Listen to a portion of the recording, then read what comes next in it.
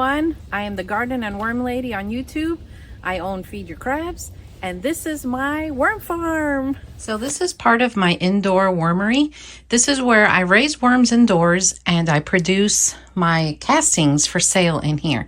The reason I do it in here is because we don't have to worry about the weather or outdoor insects getting in my castings.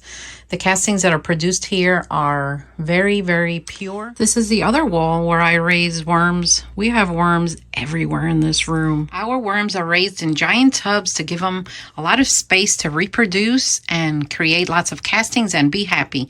And now I'm going to show you my African night crawlers. So these worms are my African night crawlers. They produce, in my opinion, the darkest casting that I have. And here they are eating some leftover watermelon that we just didn't finish, and I will dig here so you can see them. They are a cold sensitive worm and they produce this really dark castings. Now castings, as they dry naturally, they lighten up, but you know the benefits of castings for hermit crabs is that it contains a lot of minerals and vitamins, and it contains things such as nitrogen, potassium, zinc, calcium, and magnesium, which you know is excellent for our hermit crabs. But these guys work very hard, producing me beautiful castings, and I absolutely love them. This is definitely not a beginner worm. They are very naughty, but they do produce everything that I really need for you know, getting the best castings for, you know, hermit crabs. These little guys also produce amazing castings that we can use with our hermit crabs. And right now, this is a leftover watermelon that we didn't eat. And as you can see, they are congregating around it. And they just love watermelon. So this watermelon has no bad odor, because it is not rotting in a bad way. It is actually being broken down. This worm colony is an entire ecosystem here. And as you can see, I feed them leaf litter from outside. The leaf litter they eat is treated by me here on the farm. And then once they are done and give me the castings, then we air dry our castings. Drying castings is better for the hermit crabs. Putting them through a high, like a dehydrator at 200 degrees or less, will definitely kill nutrients that we need for the hermit crabs. These castings have microbes in them that you don't see. You'll need, you know, a microscope. But this is the reason why we air dry our castings, and air drying castings takes time. Here's a picture of worm castings underneath a microscope. So after the castings are dry, or sifted rather, we put them in here in these tubs to dry, and they air dry naturally. I don't put my castings through a dehydrator because I believe it will kill the nutrients that are good for the hermit crabs. So every day they get fluffed, and the reason we fluff them is because if you don't, they become like a solid ball or a brick. So we fluff our castings every day so they air dry naturally. Putting them through a dehydrator at those high temperatures, I believe, will diminish the nutrient value of an original casting. You can also use these castings on your plants and gardens, but my hermit crabs have never eaten castings other than mine, and they absolutely love it. So this is our drying of castings process. Cocoons survive when they're left in 100% moisture, and if I put these castings through a dehydrator, it will kill the cocoons, but it will also kill the nutrients. So cocoons only survive with moisture, so air drying them like this, they completely die, and you won't have cocoons from my castings. So this is one of my main harvesters of castings where I do my siftings. I do have other commercial machines, but this one so far is the easiest, and I'm going to demonstrate how we sift our castings.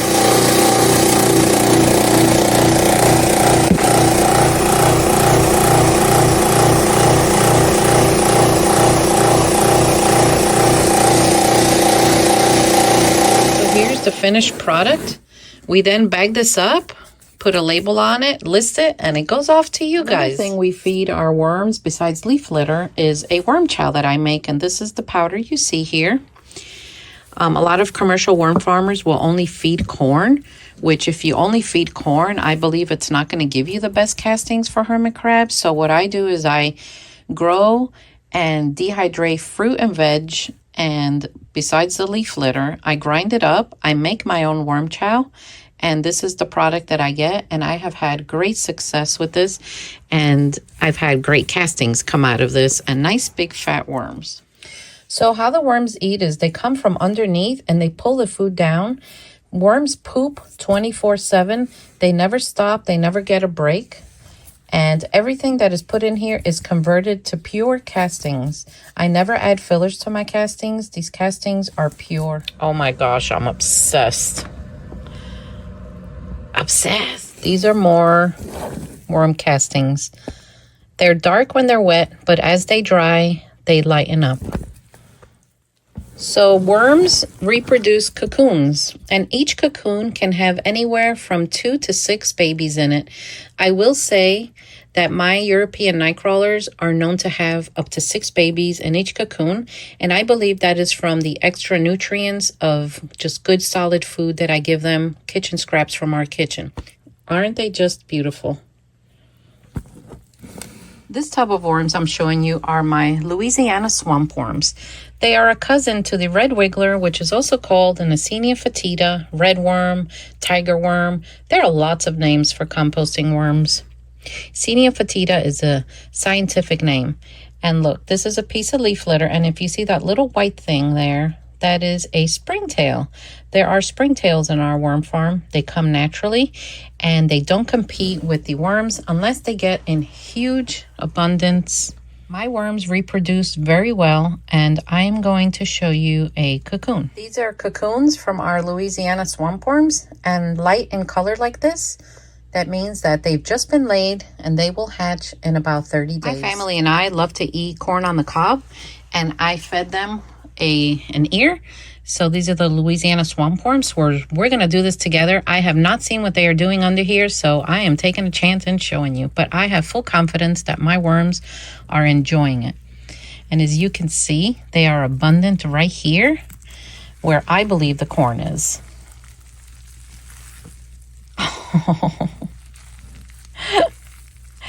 And here it is. It never ceases to surprise me when I find worms in abundance like this. It just gives me an amount of joy that I don't think anyone can comprehend. Wow. So when I see a bundle of worms like this, us worm farmers, we call this a worm ball. They all congregate underneath the food, and I will tell you a little secret. Worms have a sweet tooth. They love everything sweet. Corn, sweet potato, watermelon, bananas. They love to congregate under all those juices and just take care of the produce. Before I know it, this corn will be empty like this of all the kernels, and I just leave it in there because in time, it does break down and turn into compost for me. Aren't they absolutely beautiful?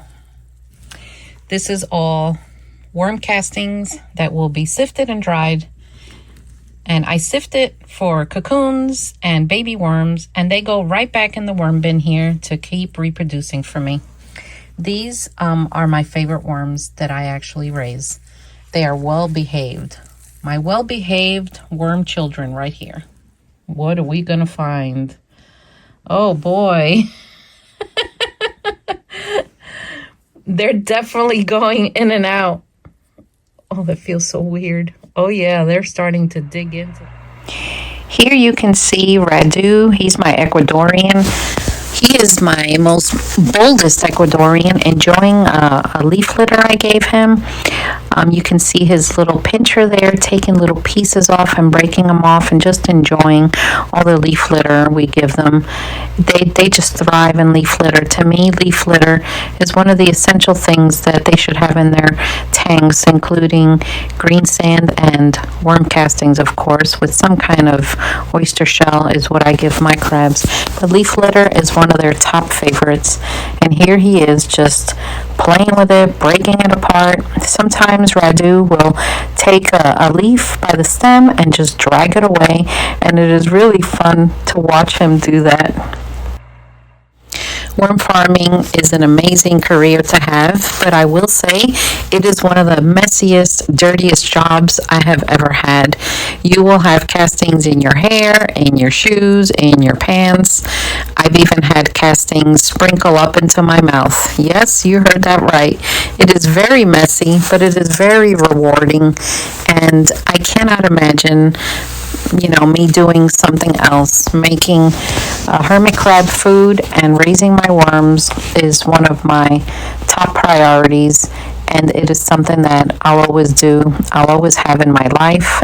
I hope you all enjoyed my presentation.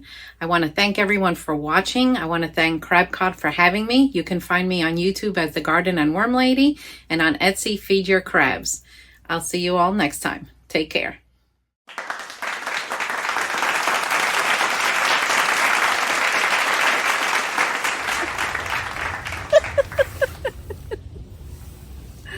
How many years have you been filming? That was a flop. Pure poop in here. Poop, poop, poop. Oh, didn't mean to do that. And here I have my Louisiana swamp worms. What was that? I got some in my mouth. So what do you want for your birthday? It's where the bloopers are insane in today.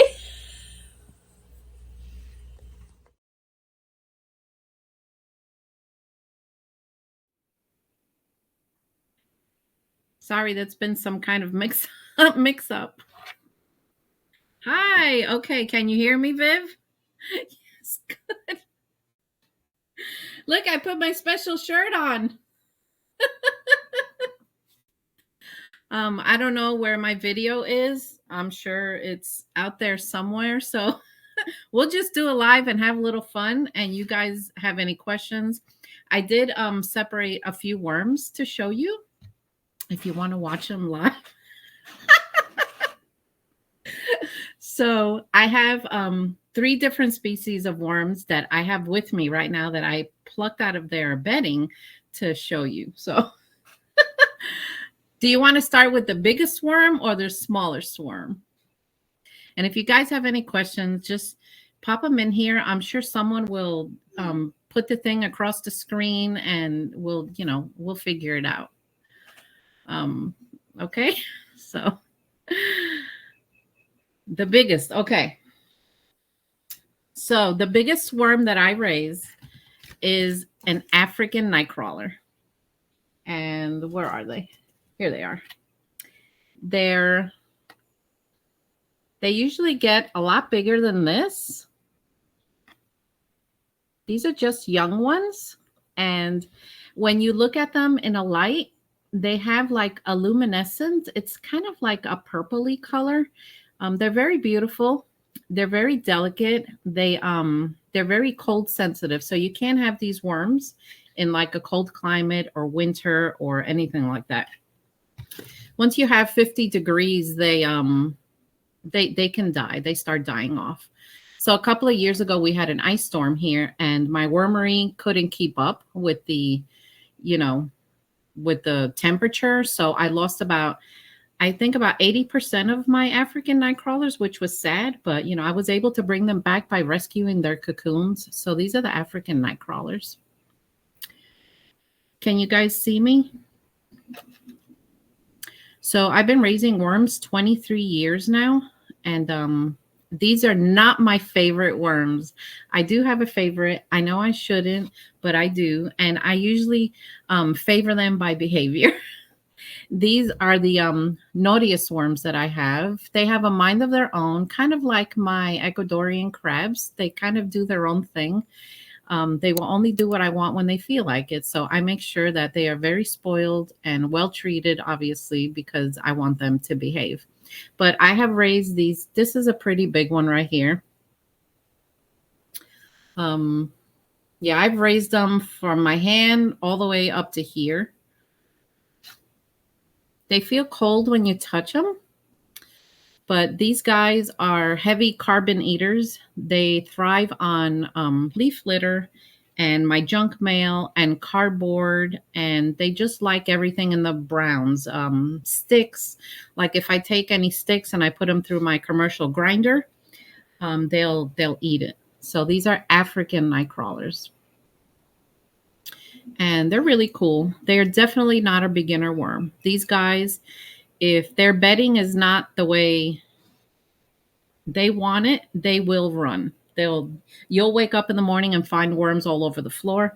And I've had people tell me that they think they had snakes in their house, and they're actually the worms all over the floor. So, and these,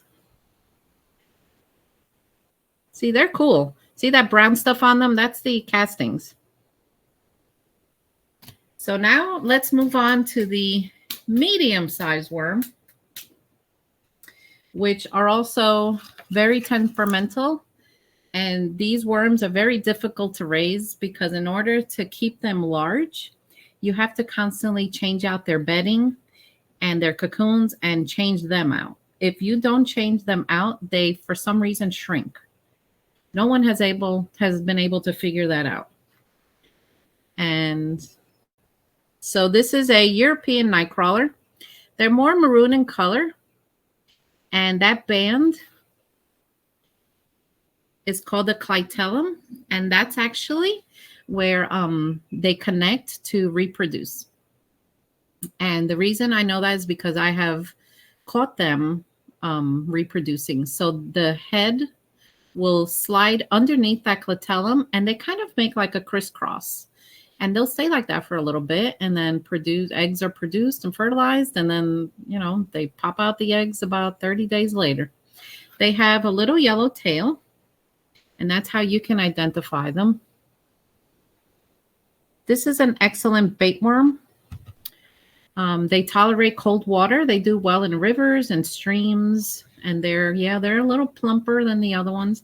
The other ones are not good for fishing, the African night crawlers, because since they're so cold sensitive, the minute they hit the water, they're gonna usually they die because the water temperature, they just can't handle it. This is an excellent composting worm also. They eat a lot of my food scraps. You guys know that I cook every day, and they eat the majority of my food scraps. Worms also, they don't bite. So I've had people ask me if they bite, like they're just waiting for the bite to come and for me to react. And no, they don't bite. There are worms that do bite. There are sandworms out there that have beaks, and I will never have one of those. But they are awesome worms for composting and just fishing, and I love them. I love them all.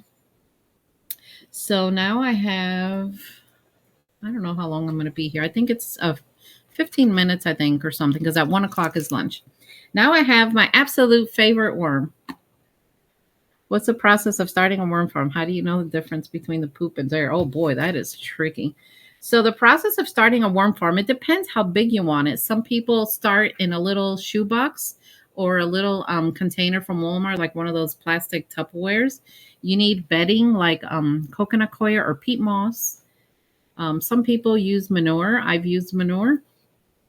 But all of these things, like, they take a lot of experience, and it's a lot of trial and error. I did kill a lot of worms in the beginning because I didn't know what I was doing, but that's how I learned. And the reason, how castings between the bedding, there's a moment in time when it just turns like that, and you will see it. It looks like coffee grinds, and then you'll notice that it looks different from the rest of the bedding. You'll be like, oh my gosh, that looks different. And it just comes with a lot of time and experience. So these are the Louisiana swamp worms. They kind of look like the other ones. They're red. They got the little yellow tail. They call them swampers. These are my favorite worms. They're well behaved. They never leave their bins no matter what I do. Even if it rains, I've had worms that when they sense moisture like rain, they take off. These guys are the most well-behaved children in the nursery. They're little, but their appetite is mighty. They compost everything I give them.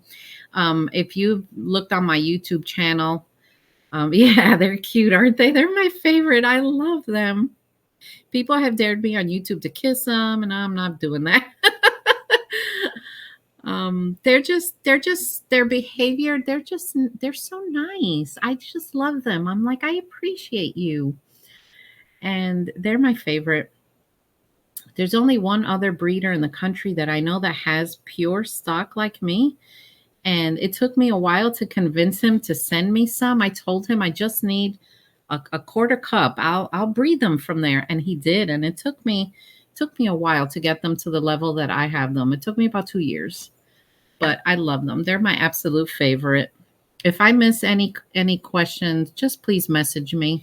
Sometimes the chat goes fast and I don't see them. No, European night crawlers are not well behaved most of the time. The Africans are the worst. European night crawlers, they do what they want when they want. They've also escaped. Yeah, they don't live in dirt. They live in we call it bedding. It's either peat moss or coconut coir mixed with sometimes newspaper or leaf litter. They like the natural things like leaf litter. I give my word tons of leaf litter. And the way I separate it is I have sifters, I have mechanical sifters, I got electric sifters. And then there have been other moments where I just do it by hand because I just sit down to watch a movie, like in my wormery. Like you could see the wormery back there. It says, beware of the worm. That's the door to my worm farm. And I just do it by hand. And I get to spend time with them and just see how their behavior is and how their bedding is. Sometimes I've been doing this so long that when something's going to go wrong in the bedding, I can catch it ahead of time. Like their bedding could go anaerobic, which means it rots in a bad way. And when that happens, it happens very fast and the smell is horrid and I have to take immediate action. But I've caught it like right before it happens. And we never know why these things happen. Nature is nature. So yeah, they eat well. They're spoiled. So I'm not like other commercial worm farmers that I'm friends with that only feed corn. They'll buy corn in big sacks and grind it into a powder and just feed corn. They call it worm chow. So of course I don't agree with that because I think that if they have the best nutrition, they're going to give me the best castings, and the best castings is the best for our hermit crabs and our gardens. So I came up with my own version of worm chow. So I do grind corn, but that is only about 10% of the grinding. I give them vegetables and fruit, and I give them a popular thing that I give them that other commercial worm farmers don't is beetroot. They do very well when they eat beetroot. Now, see, I could smell this worm right now. So the Louisiana swamp worm has something that's very unique that other worms don't have. When they get stressed or when they go underwater, when people use them for fishing, they let out an odor. Have you ever caught like a ladybug and you just smelled something funny? Oh, sorry about that. It's like their defense mechanism. And the Louisiana swamp worm does the same thing. So when you go fishing with them, the fish can actually smell them. And then they'll come and, gobble it up, and then you'll catch a fish and then you throw it in your dehydrator. But they are very special. They are related to the red wiggler, which is a Senia fetida or a Senia fetida. And these guys are my favorite worm. I just love the way they behave. They don't give me any problems. African night crawlers, when you first get them in your bins, they usually try to run away the first 5 to 7 days, even if you keep the light on. And yeah, it's a hot mess, but yeah, great food makes tasty poop. That is right. That's why I came up with my own recipe. Of course, I've had people steal my recipe, so I'm constantly changing it. But it is what it is. I refuse to be one of those farmers that just feeds corn. I mean, imagine you ate corn all day, that's not good. So, but they're good. I'm gonna put him back in his little thing here.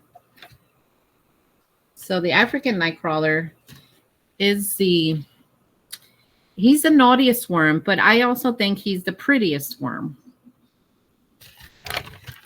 and his coloring. I wish that there was a way that I could light this so that you could see his color. His color when the light hits it. See, this is a piece of leaf litter right here. They turned kind of blue and blue purple. It's like it reminds me of like a galaxy color. That's the color I'm looking for. Oh, this guy, yes. These guys are definitely strong-willed, but they are beautiful. And for people that have like tons of leaf litter or like mulch or those Amazon boxes or those Etsy boxes from all our shopping, these guys will take care of it. And they devour it, and their poop is just pure poop. That's another thing. I don't add fillers to my worm castings. I know people out there that do that, and I personally think that's not ethical. I don't like that. My casting is pure. I just take it from the bin, I dry it. Another thing I was going to talk about in my video is my method of drying castings. I get it on me. So I air dry my castings naturally. And drying the castings naturally kills the cocoons and kills any baby worms and anything else that could be in there, like what do you call the little white bugs that we have in our tanks that everyone loves? Springtails. It kills the springtails. Springtails, they thrive on moisture. So in the worm bin, I do get springtails because they come naturally, but when you dry your castings naturally, all of that dies off. The reason the castings you buy online is so black, I think it's because they put it in these high heat machines to dry it. And I think it kills some of the nutrients off. So I let mine air dry. And it takes me going down there every day and fluffing it up. I fluff it up. And I've showed it on my TikTok to where it's like a tan color on the surface. And when you fluff it up, it's dark brown underneath, and that's because I have to fluff it up and just cycle it through, and eventually it dries, and then I pack it up. And then the little bits of things you see in the castings is kind of the leaf litter, little pieces that they leave behind. But since all my leaves here on my property are hermit crabs safe, they eat it all, so it's fine. But yeah, I never add fillers, and I never dye my castings either. I've heard of people doing that, and that's just wild. That blows my mind. I'm very involved in the commercial worm farming community aside from hermit crabs, and I've been with them many years, so I know a lot of these behind the scenes secrets that that I can't talk about. My TikTok is Feed Your Crabs. I'm also the garden and worm lady on YouTube. I've been filming for YouTube for many years, and a lot of people find me there. A lot of people from the Middle East and India and Europe find me on YouTube, and I get phone calls in the middle of the night, guys, from these people, and I can't answer it half the time because a lot of people in those countries want to learn how to worm farm so they can take care of their garbage, you know. And so it's a lot of fun. I started this 23 years ago. You know, you tried to raise European. Yeah, they're very hard. They're very hard to raise. It takes a lot of experience, but you know, don't give up. Watch my YouTube channel. I have a lot of videos on there on teaching how to do this from beginning to end. And you know, it takes a lot of practice and perseverance. Put it this way: if you want to succeed, you gotta love worms, and you gotta love being dirty. That's why Mary and I agreed that my video should be titled "Dirty Jobs." It is one of the dirtiest jobs I have ever had. Well, I did it because 23 years ago, you know, my daughter was a baby, and I have a giant organic garden, and our youngest child, she was the one that would go in the garden and put everything in her mouth. No matter what it was, she put it in her mouth. So I was afraid to use any fertilizers. I wasn't going to spray or do anything. And I thought I have to find a way to fertilize my stuff without hurting her, like with chemicals. So I went on my old computer, like we hardly had the internet, and I discovered composting with worms. My birthday was coming up. My mother was visiting, and my mother would spoil me every year with a gift. And she's like, "What do you want this year? You want that Gucci purse, And I'm like, no. I said, "Can I have worms?" It took me 3 days to convince her to get me worms. Then I had to figure out, well, okay, she's gonna get me the worms. What do I put them in? So I found a worm tower. I raised worms in towers, and my crazy journey started from there. And then, of course, just like we do with hermit crabs, I started out with a little bit of worms, and now I have over 1 million worms. And it just grew through the years. And I've taught people through the years how to do it, and on my YouTube channel, I show how to do it properly, but I also show my failures because I have failed at raising them. And I don't want you all to make the same mistakes I did. And trust me, I have done some doozies with my worms.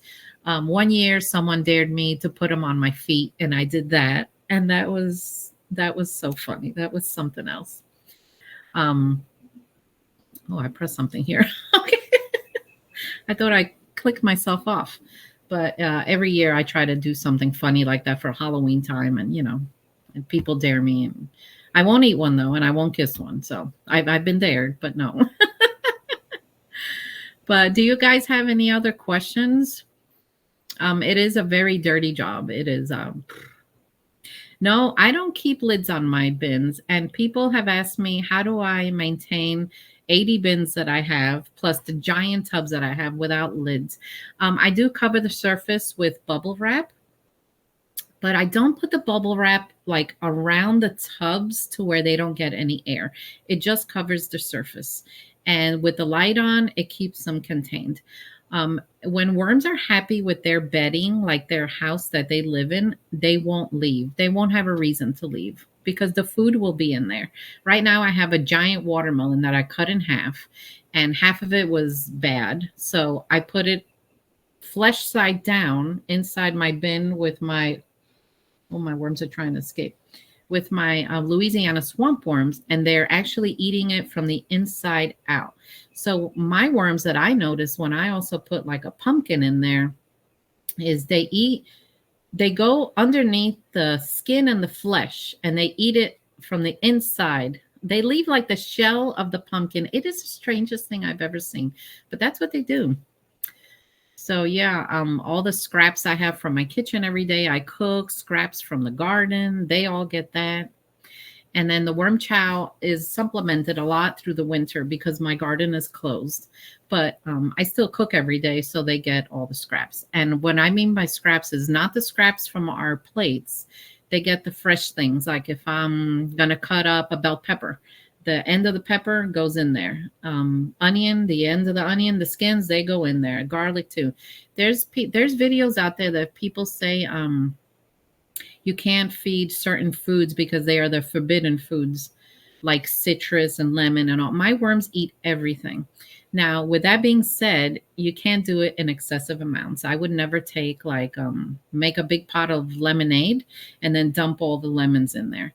But one or two, it doesn't hurt them. And they do better when they eat natural things. No, they don't eat dairy, but they do eat meat. Yes. So we have a property here. I don't know if you've all have seen some of my TikToks of me walking in the woods. Every once in a blue moon, I do find an animal that's deceased out there. So I grab it with a shovel, and I've done this at night, and I swear I think my neighbors probably think I'm nuts. And I'll go to my garden, and I have a worm barrel in my garden where I put the dead animals, and the worms just take care of it. They eat everything, the flesh, the hair, the bones disappear, just everything. And then the castings that I produce out there, I use in my garden. The castings I sell for our worm casting, for our hermit crabs, come from in here inside my worm farm. My shop is Feed Your Crabs on Etsy. And I have a website, The Garden and Worm Lady. But right now, my castings are just listed on Etsy. I didn't list them on my website. I sold out on my website, and I didn't relist them because I'm ready to change platforms. I'm going to switch over to Shopify from Wix that I have now. So the big worms that you see sometimes in the gardens are they're earthworms, but we do have a worm that's an invasive species that's called a jumping worm or an Alabama jumper. And the Department of Agriculture recommends that we destroy that worm. They are invasive, and what they do is they decimate the forest floor. They will eat everything to a powder to where you can't plant in it, you can't grow in it. They're destroying huge forests. And I have found them on the edge of my property, and I take them and I destroy them. The good thing about having them here when I do find them is they don't survive the winter. And I know that they're cocoons. Cocoons are worm eggs. They turn to mush with the winter. So at least I know every year that takes care of them. But I'm sure the ones that burrow deep, they survive and they come up. And you'll know them by they slither away like snakes. It is the creepiest worm I have ever seen. So if you see them, get rid of them. Yes, lunch is in 1 minute. So I will stop this so you all can go eat and I will eat. And then we're going to figure out if my video will play later or what's going to happen. If they're not going to play my video, then I'll probably look for it and upload it on my YouTube channel. And then we'll see from there.